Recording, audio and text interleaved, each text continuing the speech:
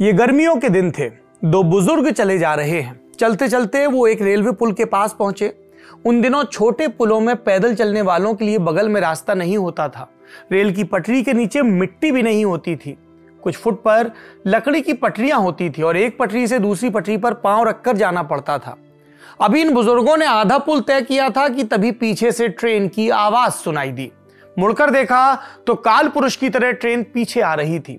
एक बुजुर्ग आगे, दूसरे पीछे, भागम भाग। ट्रेन को देखते ही बुजुर्ग चिल्लाए, भागो, और दोनों जन दौड़ने लगे। दौड़कर पुल पार किया और बाईं ओर कूद पड़े। पर दूसरे बुजुर्ग वो अभी भी दौड़ रहे थे और ट्रेन उनके करीब आ चुकी थी। आंखों के सामने अंधेरा छा गया था और उन्होंने तभी चिल्ला कर कहा, बाईं ओर कूदो। किसने कहा? जो पहले कूद चुके थे। जो अंधेरे में थे उन्होंने आवाज सुन ली। कौन थे ये बुजुर्ग जिनके इतने करीब ट्रेन आ चुकी थी? ये थे आजादी के आंदोलन के नायक काका कालेलकर और भूदान आंदोलन के प्रणेता विनोबा भावे।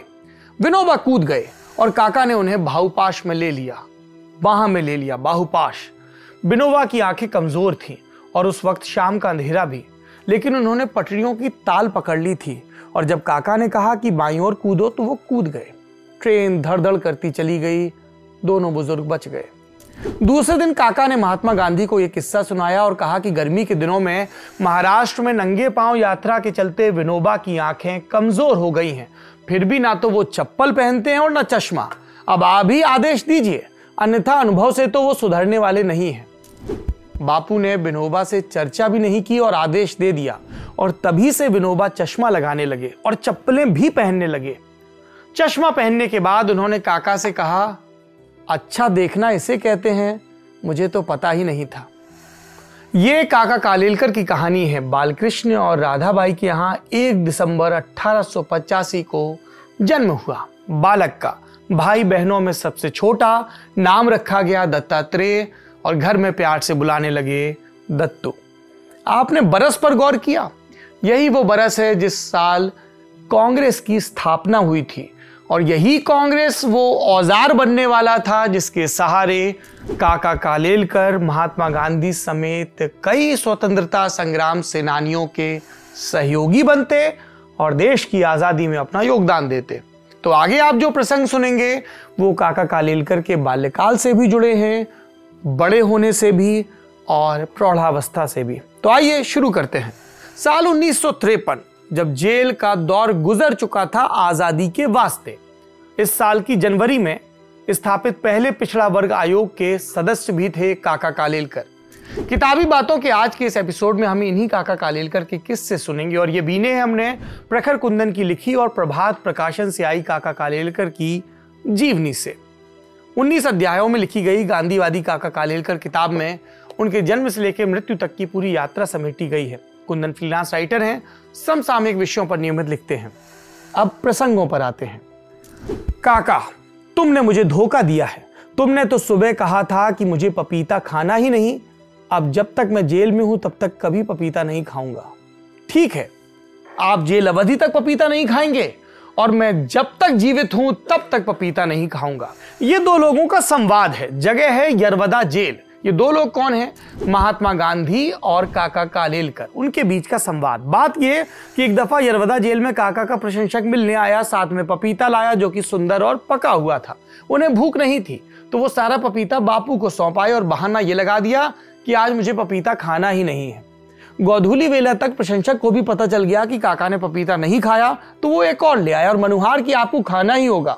अब काका ने कॉल दे दिया तो शाम को भोजन के वक्त जैसे ही उन्होंने पपीते का टुकड़ा मुंह में डाला, बापू ने पकड़ लिया और सख्त शिकायती स्वर में कहा कि तुमने मुझे धोखा दिया। सुबह कहा पपीता नहीं खाना और फिर स्वर को कठोर करते हुए कहा, असत्य संभाषण हुआ है, इसलिए जब तक मैं जेल में हूं तब तक पपीता नहीं खाऊंगा। ये बापू के बोल थे। काका के लिए विषाद का विषय बन गया। उन्होंने पूरा प्रकरण बापू को बताया, प्रण तोड़ने की विनती की। बापू बोले, अब छोड़ा सो छोड़ा।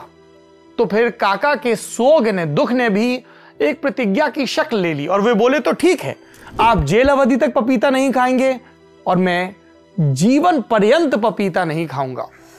गांधी अब अवाक थे, लेकिन उनका जो बुनावट का क्रम था, उनकी जो ट्रेनिंग थी वो एक वकील की थी। वकील तर्क करना जानता है, वकील रास्ता निकालना जानता है। तो गांधी ने भी एक ट्विस्ट पैदा कर दिया। कहा, मैं तुम्हें शपथ तोड़ने के लिए तो नहीं कहूंगा, क्योंकि ये संयम मूलक प्रतिज्ञा है, लेकिन ये बात तो पके हुए पपीतों तक ही सीमित है ना। कच्चा पपीता पकाकर खाने में तो ये प्रतिज्ञा बाधक नहीं होगी। इस तरह उन्होंने इस भीष्म प्रतिज्ञा को मर्यादित करवाया। ये काका कालेलकर के प्रौढ़ जीवन का प्रसंग है, पर प्रसंग तो बाल्यकाल के भी हैं, जब उनका नाम दत्तात्रेय था, जब उन्होंने ये फैसला किया कि वो 6 बरस तक चीनी नहीं खाएंगे। दरअसल एक बार जब वो डॉक्टर के पास दवाई लेने गए तो डॉक्टर ने दवाई कड़वी होने की वजह से उसमें चीनी मिला दी। दत्तात्रेय को यह बर्दाश्त नहीं हुआ, उन्होंने दवा फेंक दी। स्वदेशी की भावना थी, क्योंकि चीनी बाहर से आ रही थी। लेकिन काका की यात्रा में और भी कई पड़ाव हैं। मसलन साल 1930 का नमक सत्याग्रह, जिससे बरतानिया हुकूमत बिफर गई। प्रतिक्रिया स्वरूप उन्होंने अधिकतर सेनानियों को जेल में डाला और इसी सिलसिले में काका को पहले साबरमती और फिर यरवदा जेल भेजा गया, जहां पहले से गांधी मौजूद थे, जिनके साथ वो अगले 5 महीने बिताने वाले थे। सुधी दर्शक जानते हैं, गांधी जेल में हो या बाहर हो, चरखे के साथ उनका रिश्ता अन्यतम था। उन्हीं दिनों गांधी ने एक मुनादी पिटवाई कि जो कोई उन्हें एक अच्छा चरखा बना कर देगा उसे 1 लाख रुपए का इनाम मिलेगा। बड़ी रकम उस दौर में।